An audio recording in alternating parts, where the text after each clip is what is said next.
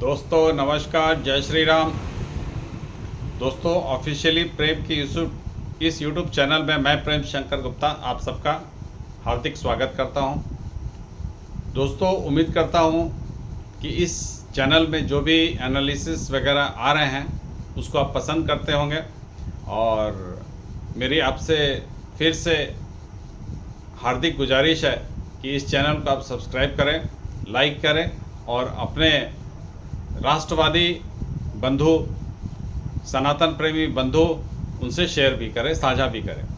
तो दोस्तों आज हमारी चर्चा का विषय है जेपी नड्डा, जो वर्तमान में भाजपा के अध्यक्ष हैं और उनके कार्यकाल में 2024 का आम चुनाव हुआ लोकसभा के और इसमें भाजपा की सीटें काफ़ी कम आई, करीब करीब 30% सीटें कम आई। पिछले लोकसभा चुनाव में भाजपा की सीटें थी 303, इस बार हो गए 240, तो करीब करीब 60-63 सीटें कम आई। लेकिन जेपी नड्डा को इस चीज़ की कोई फिक्र नहीं है और जेपी नड्डा की किस्मत भी सांड जैसी है। उनके अध्यक्षता में चुनाव हुआ, सीटें कम आई, जिसे इंडी वाले कहते हैं कि भाजपा हार गई। ये एक नरेशन फैलाया गया, एक नैरेटिव फैलाया गया कि भाजपा हार गई और चूंकि एक्सपेक्टेशन था उससे सीटें काफ़ी कम आई। भाजपा का एक्सपेक्टेशन था करीब करीब 370 सीटें आएंगी, बाकी 30-40 जो उनके सहयोगी दल है उनको मिला के 400 के पार का आंकड़ा भाजपा का ये लक्ष्य था और उम्मीद थी भाजपा को। और सर्वे भी यही कह रहे थे कि भाजपा कम से कम 400 पार, नहीं तो 370-80 तो आ ही जाएगा। लेकिन भाजपा इस लक्ष्य से काफ़ी पीछे रह गई, तो इसे एक भाजपा की हार की तरफ पे लिया गया। लेकिन हमारे जो अध्यक्ष है भाजपा के, जेपी नड्डा, इनकी कोई जिम्मेवारी नहीं है। लोग इनसे पूछ भी नहीं रहे हैं कि भैया तुम्हारे अध्यक्षता में चुनाव हुआ और सीटें कम क्यों आई। और मालूम नहीं इन्होंने अपने इस्तीफे की पेशकश की है या नहीं की है। कायदे से तो इनकी गर्दन पहले जानी चाहिए, क्योंकि ये अध्यक्ष बने हुए हैं और एक दुनिया की सबसे बड़ी पार्टी के अध्यक्ष हैं और ज़मीन में क्या चल रहा है, सतह पे क्या चल रहा है, इनको इस चीज़ का आभास ही नहीं है। ये लगता है हवा में ही रहते हैं हमेशा। अब चूंकि दुनिया की सबसे बड़ी पार्टी के अध्यक्ष हैं तो इनके पांव ज़मीन पे नहीं है। और कितने शर्म की बात है कि इन्हें पुरस्कृत किया गया, भाजपा की तरफ से इनको पुरस्कृत किया गया। कायदे से इन्हें अध्यक्ष पद से हट जाना चाहिए या इनको हटा दिया जाना चाहिए, लेकिन भाजपा ने इन्हें उल्टा पुरस्कृत किया, इन्हें स्वास्थ्य मंत्री बना दिया। अब आने वाले 5 साल ये देश के स्वास्थ्य मंत्री रहेंगे और अध्यक्ष पद भी भाजपा अध्यक्ष पद भी फिलहाल इनके पास ही है और इन्हीं को बोला गया है कि आप लोगों से रिपोर्ट लीजिए कि हमसे कहाँ चूक हो गई। मतलब जो अपराधी है उसी को बोला गया है कि भैया रिपोर्ट दो, क्यों ऐसा हुआ। अपराधी से ही बोला जा रहा है कि भैया ये जो अपराध हो गया तुम इसका एक रिपोर्ट बना के दो। और किस्मत के साण है, तभी तो स्वास्थ्य मंत्री का पद भी मिल गया, एक कैबिनेट मंत्री का पद भी मिल गया इनको। और इनका कार्यकाल इतना खराब रहा है कि ये हिमाचल में चुनाव था, ये मूल रूप से हिमाचल प्रदेश से आते हैं। हिमाचल में चुनाव था और बीजेपी की सत्ता वहाँ से चली गई, वहाँ बदलाव हो गया, वहाँ कांग्रेस आ गई।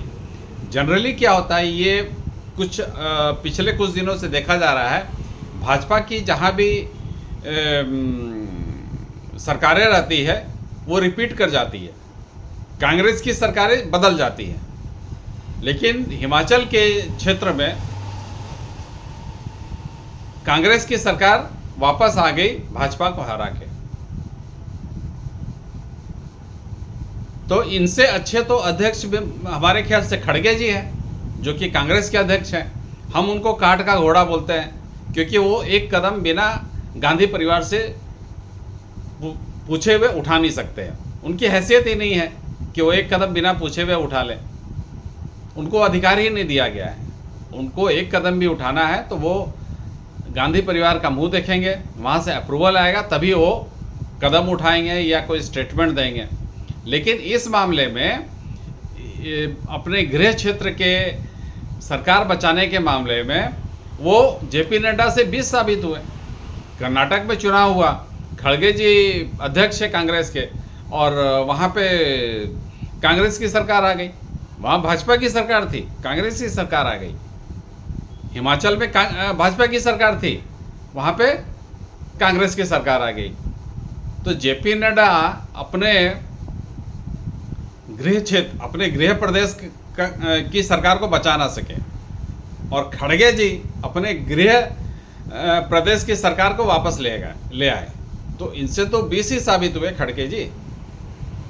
लेकिन किस्मत के साड़ है जेपी नड्डा जी, उनको फिर भी अध्यक्ष बनाए रखा गया है। ऊपर से स्वास्थ्य मंत्री का पद दे दिया गया है। अब वो कैसे स्वास्थ्य मंत्री साबित होंगे मुझे नहीं मालूम। अध्यक्षता तो ठीक से निभा नहीं पाए, परफॉर्मेंस उनका कम हो गया। जितनी आशा थी परफॉर्मेंस का, उससे परफॉर्मेंस उनका कम हो गया। ऊपर से स्वास्थ्य मंत्री का पद दे दिया गया, तो अब कौन सी जिम्मेवारी वो ठीक तरह से निभा पाएंगे ये ईश्वर को ही मालूम है। लेकिन भाजपा को भी जरा देखना चाहिए, जो आदमी परफॉर्म नहीं कर पा रहा है उसे हटाएं, दूसरे को दे काम। उत्तर प्रदेश में भाजपा की सीटें कम हो गई, वहाँ मार कट बचा हुआ है कि हर दिन न्यूज़ आता है कि योगी जी को हटाया जा रहा है, किसी दिन न्यूज़ आता है कि दोनों उप मुख्यमंत्री को हटाया जा रहा है। वहाँ पे बैठक हो रही है, मीटिंग पे मीटिंग हो रही है। लेकिन जहाँ पे जो मेन कल्प्रिट है, जो मुख्य अपराधी है, वो तो ऐश कर रहा है। किस्मत के साड़ है नड्डा जी। यूपी में मीटिंग पे मीटिंग हो रहा है। जैसे एक जो सीरीज आया है अभी पंचायत, उसमें जो एक वन राक्षस बोल के एक किरदार है, वो बोलता है ना, करिए मीटिंग सीटिंग, अलुआ मीटिंग। वही हाल हो गया भाजपा का उत्तर प्रदेश में। मीटिंग पे मीटिंग हो रहा है। कभी खबर आता है कि योगी जी गए, कभी खबर आता है कि जेपी नड्डा जी ये दोनों मुख्यमंत्री को उप मुख्यमंत्री को हटा रहे हैं। हर दिन नया नया खबर अफवाह उड़ता है वहाँ से। वहाँ पे मारकाट। अब उनके मीटिंग में क्या होता होगा, खूब उथल पुथल हो रहा है। खाली फिजिकली नहीं हो रहा है, हाथापाई नहीं हो रहा है, लेकिन मुँह जवानी तो एक से एक बार हो रहे हैं उनके मीटिंग में। लेकिन जेपी नड्डा को ही जिम्मेवारी दी गई है कि इसको ठीक कीजिए। वो क्या ठीक करेंगे यूपी को? देश में जब चुनाव हुआ तो परफॉर्मेंस भाजपा का खराब हो गया, और यूपी में मुख्य रूप से खराब हो गया। अब उन्हीं को दे दिया गया है जिम्मेवारी कि आप इसको ठीक कीजिए। इस मीटिंग इनके आपस में जो भी मतभेद है उसको सुलझाइए और एक रास्ते पे लाइए। तो जेपी नड्डा तो नाकाबिल है। उनको स्वास्थ्य मंत्री भी बना दिया गया है। तो वो अपने पद से अपने कर्तव्य से उनको जो जिम्मेवारी दी गई है उससे कभी न्याय नहीं कर पाएंगे। भाजपा को इस पे मुख्य ध्यान देना चाहिए। योगी जी को फ्री हैंड देना चाहिए। योगी जी अपना काम करें, फ्री हैंड होके काम करें, उनके सुझावों को मानना चाहिए। क्योंकि आज बीजेपी के पास नरेंद्र मोदी के बाद दूसरा जो क्राउड पुलर है, जो भीड़ को खींचने वाला जो नेता है, वो योगी जी हैं। जेपी नड्डा के सभा में भीड़ नहीं होती है, अमित शाह के सभा में कुछ भीड़ होती है, मोदी जी के सभा में भीड़ होते हैं, और दूसरा क्राउड पुलर, आज भाजपा में दूसरा क्राउड पुलर जो भीड़ खींचने वाला नेता है वो योगी जी है। तो योगी जी को फ्री हैंड देके उनको शासन करने देना चाहिए। और जो भी चुनाव में जो भी उम्मीदवार खड़े करते हैं वो योगी जी से बिना पूछे नहीं खड़े होने चाहिए, तभी भाजपा का उद्धार है। नहीं तो भाजपा 2027 में यूपी हारने वाली है। नड्डा के कार्यकाल में लोगों के घर में जो चुनाव के समय जो स्लिप पहुंचता है भाजपा के तरफ से वो नहीं पहुंचा। क्यों नहीं पहुंचा, ये नड्डा से पूछा जाना चाहिए। कम से कम एक बेसिक चीज़, आप भले कार्यकर्ता ना घुमाएं, लेकिन एक बेसिक जो होना चाहिए पार्टी की तरफ से, एक जो वोटिंग स्लिप का एक जो पर्चा आता है वो तो हर वोटर के पास पहुंचना चाहिए। वो भी नहीं पहुंचा इस बार। आप बेसिक चीज़ से भागेंगे तो आप चुनाव नहीं जीत सकते। वो जो कार्यकर्ता वोट वाली पर्ची लेके जो घर घर घूमते हैं चुनाव के पहले, वो इस बार क्यों नहीं घुमा गया, ये नड्डा जी से पूछा जाना चाहिए। और ये सबसे मुख्य पॉइंट रहा भाजपा के हारने का। सबसे मुख्य बिंदुओं में ये एक बिंदु रहा कि पर्ची हर घर में नहीं पहुंचा।